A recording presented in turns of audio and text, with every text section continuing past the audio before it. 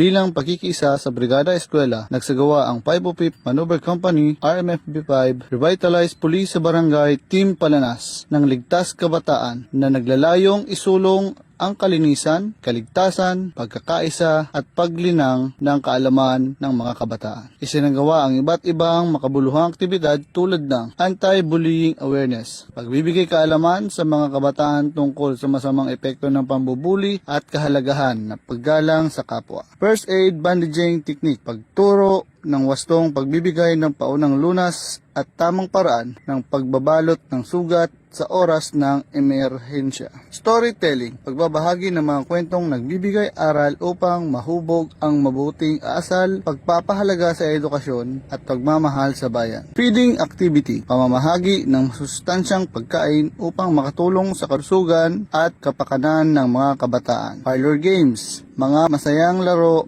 na nagtataguyod ng pagkakaisa, pagtutulungan at sportsmanship sa mga kalahok. Sa pamamagitan ng programang ito, patuloy na ipinapakita ng kapulisan ang kanilang suporta sa paghubog ng responsableng kabataan at pagpapanatili ng isang ligtas, maayos at masiglang komunidad. Sama-sama para sa ligtas at unlad na kinabukasan ng kabataan. Mula sa Regional Mobile Force Battalion 5, ako po si Patrolman Miles de la Cruz, nag-uulat para sa Police News Network.